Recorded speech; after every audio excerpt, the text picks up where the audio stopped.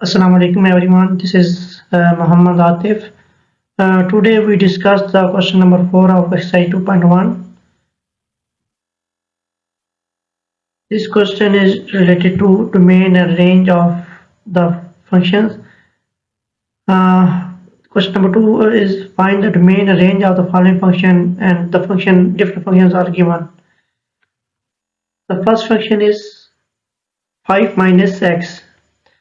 अब देखिए कि हमारे पास जो ये फंक्शन गिवन है ये हमारे पास क्या है, एक लीनियर फंक्शन है। ठीक है, तो लीनियर फंक्शन में हमारे पास ना कुछ ऐसा कोई रोल मौजूद नहीं है जिसमें इसका हमारे पास जो लीनियर फंक्शन होता है उसकी हमारे पास हमने पढ़ा है कि हमारे पास डोमेन और रेंज क्या होती है और रियल नंबर होती है। ठीक है, क्योंकि इसमें हमारे पास ना कोई डिनोमिनेटर इन्वॉल्व होता है, ना कोई हमारे पास स्क्वायर रूट इन्वॉल्व होता है। ठीक है, तो इसलिए हमारे पास कोई रूल अप्लाई नहीं होता, इसलिए हम इसकी जो हमारे पास डोमेन और रेंज होती है वो हमारे पास क्या होती है, और रियल नंबर होती है। ठीक है, जिस अब इस डोमेन पे हमारे पास जो ये फंक्शन है वो और रियल नंबर वैल्यू और रियल वैल्यूज प्रोड्यूस करता है, तो इसलिए हमारे पास इसकी रेंज भी क्या होगी, और रियल नंबर्स होगी। ठीक है, अब नेक्स्ट हमारे पास जो फंक्शन है वो क्या है, स्क्वायर रूट एक्स प्लस 2।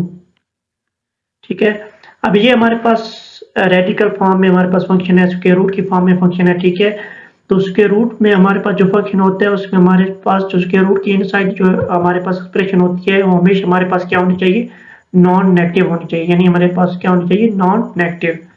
तो x प्लस 2 हमेशा हमारे पास क्या होगा, ग्रेटर देन और इक्वल टू 0 होगा। ठीक है, इस रिलेशन से हमारे पास क्या रिजल्ट आ जाएगा कि x ग्रेटर देन और इक्वल टू -2, यानी हमारे पास जो x हमारे पास क्या होता है, यानी हमारे पास x हमारे पास इंडिपेंडेंट वेरिएबल है, यानी ये हमारे पास क्या है, इनपुट है। ठीक है, यानी इनपुट हमारे पास क्या होनी चाहिए इस फंक्शन के लिए,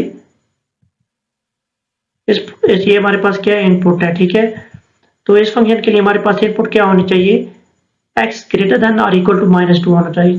यानी जब हमारे पास इनपुट क्या कर दिया, स्पेसिफाई कर दिया इसके लिए, तो ये हमारे पास क्या बन गई, इस फंक्शन की डोमेन बन गई है। ठीक है, तो डोमेन हमारे पास -2 से लेके इन्फिनिटी तक हमारे पास क्या है, इसकी डोमेन है।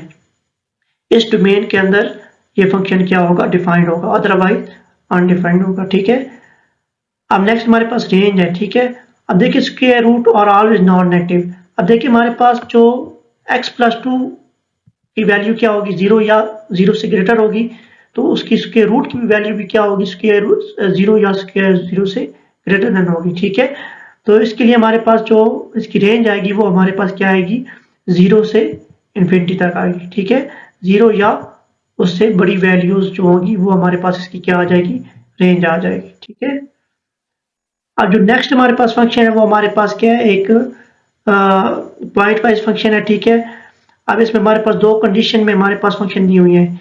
एक कंडीशन में हमारे पास x लेस देन और इक्वल टू -2 है, दूसरी हमारे पास क्या है, x ग्रेटर देन -2 है। ठीक है, x लेस देन और इक्वल टू -2 के लिए जो फंक्शन है वो 6x प्लस 7 है, और x ग्रेटर देन -2 के लिए हमारे पास जो फंक्शन है वो क्या है, 4 - 3x है। ठीक है, अब इसकी डोमेन हम किस तरह निकालेंगे, अब देखिए हमारे पास जो 6x प्लस 7 है उसकी डोमेन हमारे पास क्या गिवन है, x लेस देन और इक्वल टू -2, यानी फर्स्ट पार्ट के लिए हमारे पास ये गिवन है। ठीक है, और सेकंड पार्ट के लिए हमारे पास क्या गिवन है, 4 - 3x के लिए हमारे पास डोमेन क्या गिवन है, x ग्रेटर देन -2। ठीक है, तो अब हमने होल फंक्शन की जब डोमेन निकालनी है तो हम क्या करेंगे, दोनों को कंबाइन कर देंगे। ठीक है, कंबाइन किस तरह करेंगे कि दोनों का यूनियन ले लेंगे, दोनों का यूनियन लेंगे तो इसकी डोमेन हमारे पास क्या आ जाएगी, ऑल रियल नंबर आ जाएगी।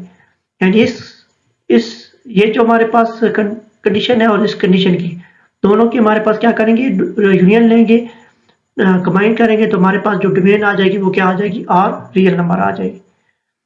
उसके बाद हमारे पास रेंज है। ठीक है, रेंज फर्स्ट पार्ट के लिए हमारे पास क्या है कि जब हम इसमें -2 पुट करते हैं, ठीक है, जब -2 हम इस फर्स्ट फंक्शन में पुट करेंगे तो हमारे पास वैल्यू क्या आ रही है, -5 आ रही है। ठीक है, अब यहाँ पे x लेस देन और इक्वल टू -2, यानी x कहाँ पे अप्रोच कर रहा है, -इन्फिनिटी की तरफ अप्रोच कर रहा है, तो y भी हमारे पास कहाँ पे अप्रोच करेगा, -इन्फिनिटी पे अप्रोच करेगा।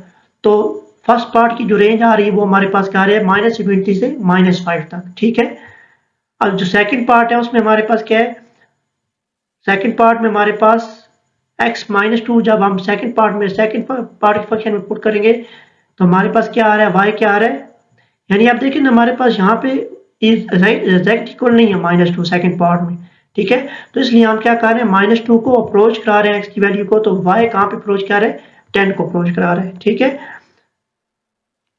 अब जब अब हम यहाँ इस पे हमारे पास अब सेकंड पार्ट में x ग्रेटर देन -2 है, यानी पॉजिटिव की तरफ वैल्यू लाई कर रही है, तो x पॉजिटिव इन्फिनिटी को अप्रोच कर रहा है, तो y भी क्या करेगा, पॉजिटिव इन्फिनिटी को अप्रोच करेगा, ठीक है।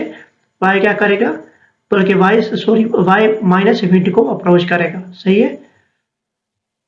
तो हमारे पास सेकंड पार्ट की जो रेंज आ रही है वो क्या आ रही है, -इन्फिनिटी से 10 आ रही है। जब अब हमारे पास फर्स्ट पार्ट की रेंज ये है और सेकंड पार्ट की रेंज हमारे पास ये आ रही है, ठीक है। अब हमने कंबाइंड फंक्शन की रेंज फाइंड करनी है, तो दोनों काम क्या करेंगे, यूनियन लेंगे, ठीक है। तो हमारे पास जो कंबाइंड हमारे पास रेंज आ रही है वो क्या आ रही है, -10 से -20 से 10 आ रही है, ठीक है।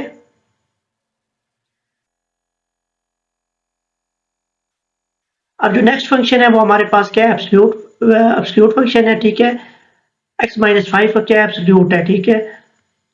अब हमारे पास x-5 डोमेन, x-5 हमारे पास एक क्या लीनियर वैल्यू है, ठीक है। तो एब्सोल्यूट वैल्यू हमेशा कब डिफाइन होती है, और रियल नंबर पे डिफाइन होती है। एब्सोल्यूट जो फंक्शन होता है वो हमेशा क्या डिफाइन होगा, और रियल वैल्यू पे डिफाइन होगा, ठीक है। और इसकी रेंज क्या होगी, क्योंकि हमारे पास अब जब हम x की वैल्यू 5 पुट करेंगे तो उसकी स्मॉलेस्ट वैल्यू हमारे पास क्या आ रही है, 0 आ रही है, ठीक है। तो एब्सोल्यूट वैल्यू का मतलब क्या होता है कि हमेशा क्या होगा, पॉजिटिव वैल्यू होगी, ठीक है। तो मिनिमम 0 वैल्यू है, तो हमारे पास 0 से लेके पॉजिटिव इन्फिनिटी तक इसकी क्या आ जाएगी, रेंज आ जाएगी, ठीक है। ये हमारे पास इस फंक्शन की क्या आ गई है, रेंज आ गई। अब नेक्स्ट जो हमारे पास फंक्शन है वो क्या है, फ्रैक्शन की फॉर्म में फंक्शन है x+2/3 - x। तो इसकी डोमेन हमारे पास क्या होगी कि हमारे पास जब फ्रैक्शन हो तो फ्रैक्शन में हमारे पास कंडीशन क्या होती है कि जो डिनोमिनेटर है वो इज नॉट, वो 0 के इक्वल नहीं होना चाहिए, ठीक है। तो हम क्या लेंगे, 3 - x is not equal to 0। तो हमारे पास यहाँ से रिजल्ट क्या आ गया कि x 3 नहीं होना चाहिए, ठीक है। अगर 3 होगा तो हमारे पास डिनोमिनेटर क्या बन जाएगा, 0 बन जाएगा। अगर हमारे पास हम x3 लेंगे तो डिनोमिनेटर 0 बन जाएगा, तो फंक्शन क्या हो जाएगा, अनडिफाइंड हो जाएगा। तो इसलिए हमारे पास x क्या होना चाहिए, 3 नहीं होना चाहिए, ठीक है। अब इस 3 के अलावा बाकी जितने भी वैल्यूज होंगी, रियल नंबर्स होंगे, वो इस फंक्शन की क्या होंगी, डोमेन होंगी। तो डोमेन हमारे पास क्या आ गई, और डिफरेंस 3, ठीक है। इस 3 के अलावा बाकी जितने वैल्यूज रियल नंबर्स हैं वो सारे इस फंक्शन की क्या है, डोमेन है।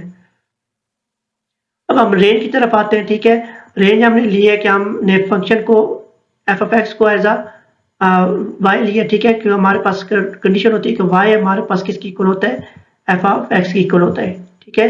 ये हमारे पास फंक्शन की क्या है, नोटेशन है, ठीक है।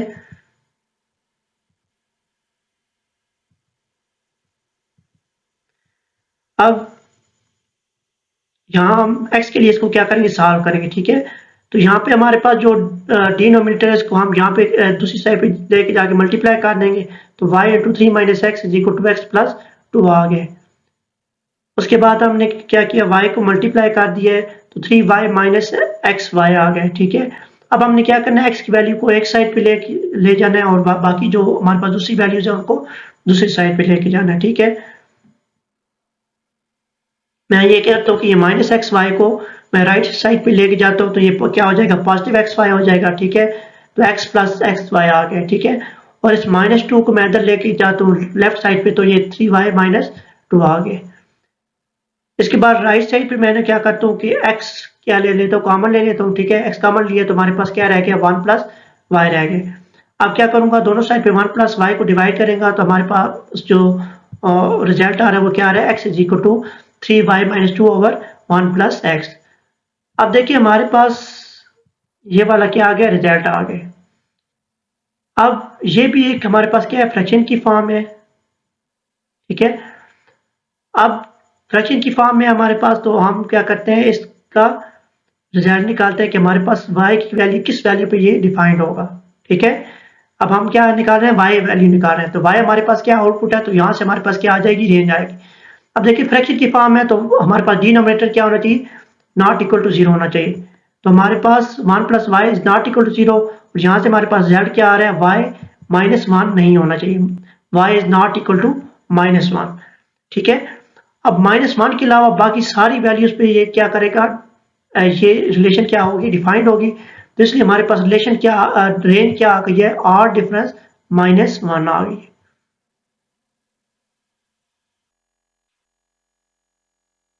उम्मीद है आपको ये क्वेश्चन समझ आ गया होगा।